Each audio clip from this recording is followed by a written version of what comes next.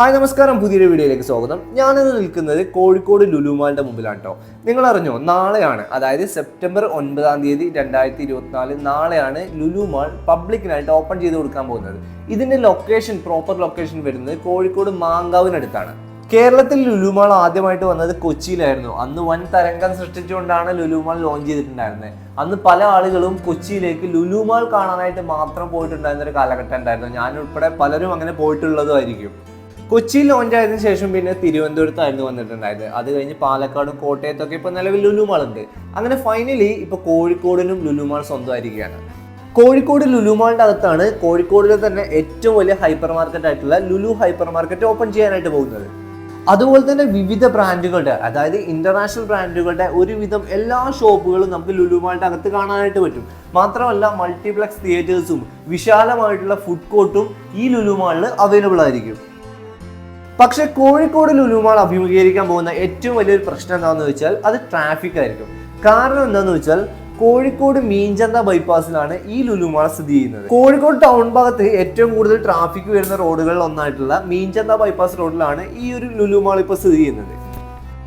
Working ഡേയ്സിലാണെങ്കിൽ പോലും ഈ ഒരു റോഡിൽ വൈകുന്നേരങ്ങളിൽ അത്യാവശ്യം നല്ല ട്രാഫിക് അനുഭവപ്പെടാറുണ്ട്. ഇനിയിപ്പോൾ വീക്കെൻഡ് ഡേയ്സിലാണെന്നുണ്ടെങ്കിൽ പറയും വേണ്ട, അത്യാവശ്യം നല്ല ട്രാഫിക് തന്നെ ഈ റൂട്ടിൽ ഉണ്ടാവാറുണ്ട്. ഇനിയിപ്പോൾ ലുലു മാൾ കൂടി വന്നു കഴിഞ്ഞാൽ ആ ട്രാഫിക് 3-4 ഇരട്ടി കൂടാനാണ് ഏറ്റവും കൂടുതൽ സാധ്യത നമ്മൾ കാണുന്നത്. ഞാൻ ഈ വീഡിയോ ഷൂട്ട് ചെയ്യുന്നത് ലുലു മാൾ ഉദ്ഘാടനം ചെയ്യുന്നതിന്റെ തലേ ദിവസം കേട്ടോ. ഇന്ന് തന്നെ അത്യാവശ്യം ഇവിടെ നല്ല തിരക്കുണ്ട്.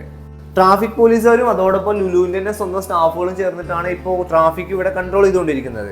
ഇന്നത്തെ ദിവസം ഇത്ര തിരക്കാണെന്നുണ്ടെങ്കിൽ നാളെ എന്തായാലും പബ്ലിക്കിനായിട്ട് ഇത് ഓപ്പൺ ചെയ്ത് കൊടുക്കാൻ പോവാണ്. അപ്പൊ എന്തായാലും അന്യായ തിരക്ക് തന്നെ ഇവിടെ ഉണ്ടാകാനായിട്ട് സാധ്യതയുണ്ട്.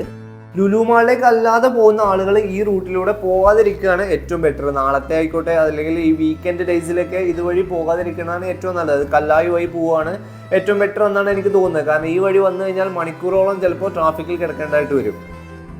പ്രധാന പ്രശ്നം എന്താണെന്ന് വെച്ചാൽ ഈ ലുലു മാളിലേക്ക് എത്താനായിട്ട്, കോഴിക്കോട് ലുലു മാളിലേക്ക് എത്താനായിട്ട് ഈ റോഡല്ലാതെ വേറെ റോഡിനെ നമുക്ക് ആശ്രയിക്കാനായിട്ട് പറ്റില്ല എന്നുള്ളതാണ്. ഇപ്പൊ എൻ്റെ ഈ ലെഫ്റ്റ് സൈഡിൽ കാണുന്നതാണ് മെഡിക്കൽ കോളേജ് ഭാഗത്തേക്ക് പോകുന്ന റോഡ്. ഇവിടെ ഒരു ജംഗ്ഷൻ വരുന്നുണ്ട്. ഈ ജംഗ്ഷനിലും സാധാരണ ദിവസങ്ങളിൽ തന്നെ നല്ല തിരക്കുണ്ടാവാറുണ്ട് വൈകുന്നേരങ്ങളിൽ. അത് കഴിഞ്ഞ് ഈ റോഡ് നേരെ പോകുന്നത് മാങ്കാവ് ജംഗ്ഷനിലേക്കാണ്. മാങ്കാവ് ജംഗ്ഷന്റെ കാര്യം പിന്നെ കൂടുതൽ പറയേണ്ടല്ലോ. ഈ വഴി പോകുന്നവർക്ക് പലർക്കും അറിയായിരിക്കും, മാങ്കാവിൽ അന്യായ ട്രാഫിക്കാണ് വൈകുന്നേരങ്ങളിൽ ഉണ്ടാവാറുള്ളത്. എന്തായാലും ഓണമൊക്കെ വരുന്നതുകൊണ്ട് തന്നെ ലുലു മാളിൽ അന്യായ തിരക്കുണ്ടാവാനുള്ള സാധ്യത വളരെ കൂടുതലാണ്. കാരണം ഈ ഒരു സമയത്ത് അവർ ഓപ്പൺ ചെയ്തതിൻ്റെ ഉദ്ദേശം തന്നെ അതായിരിക്കും. കാരണം ഓണം അടുപ്പിച്ച് എന്തായാലും കൂടുതൽ ആളുകൾ ഈ മാളിലേക്ക് വരാനും പർച്ചേസ് ചെയ്യാനുള്ള സാധ്യത വളരെ കൂടുതലാണല്ലോ. അപ്പം അതുകൊണ്ടായിരിക്കാം അവർ ഈ ഓണത്തിൻ്റെ തൊട്ട് മുമ്പായിട്ട് ഇങ്ങനെ ഒരു ഇനാഗുറേഷൻ വെച്ചത്. ഏതൊരു കാര്യം നാട്ടിൽ വന്നു കഴിഞ്ഞാലും അതിന് നല്ല വശങ്ങളും മോശം വശങ്ങളും ഉണ്ടെന്ന് പറയുന്ന പോലെ തന്നെ ഇതിനും ഇതിൻ്റെതായിട്ടുള്ള ഗുണങ്ങളും ദോഷങ്ങളും ഉണ്ട്. ഇപ്പോൾ ഒരുപാട് ആളുകൾക്ക് ജോലി കിട്ടുന്നുണ്ട്. അതുപോലെ തന്നെ നമുക്ക് ഒരുപാട് ബ്രാൻഡഡ് സാധനങ്ങളൊക്കെ പർച്ചേസ് ചെയ്യാൻ പറ്റും. അതുപോലെ തന്നെ ഒരു കുടക്കീഴിൽ തന്നെ എല്ലാം അവൈലബിൾ ആയിരിക്കും ഇപ്പോൾ ഇതുപോലുള്ള മാളുകളിലൊക്കെ പോയി കഴിഞ്ഞാൽ.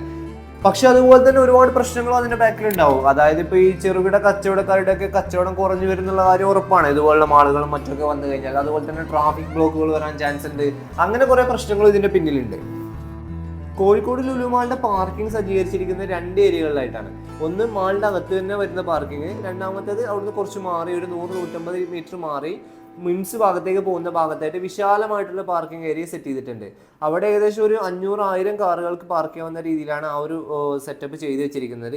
അതുകൊണ്ട് തന്നെ ഒരു പ്രശ്നമുള്ളത് എന്താണെന്ന് വെച്ചാൽ ആ ഒരു ഭാഗത്ത്, അതായത് മാളിലേക്ക് എൻട്രി ആകുമ്പോഴും എക്സിറ്റ് ആകുമ്പോഴും അവിടെ ഒരു ട്രാഫിക് വരാൻ ചാൻസ് ഉണ്ട്. അതുപോലെ തന്നെ ഈ ഒരു പാർക്കിംഗ് ഏരിയയിൽ എൻട്രി ആകുമ്പോഴും എക്സിറ്റ് ആകുമ്പോഴും അവിടെ ഒരു ട്രാഫിക് വരാൻ ചാൻസ് ഉണ്ട്. അപ്പൊ ട്രാഫിക്കിന്റെ കാര്യത്തിൽ ഈ റോഡ് ഇനി നോക്കണ്ട എന്നുള്ള കാര്യം നമുക്ക് ഉറപ്പിക്കാൻ പറ്റും. കാരണം ലുലു മാൾ വന്നതോടുകൂടി അതിന് ഏകദേശം ഒരു തീരുമാനമായിട്ടുണ്ട്.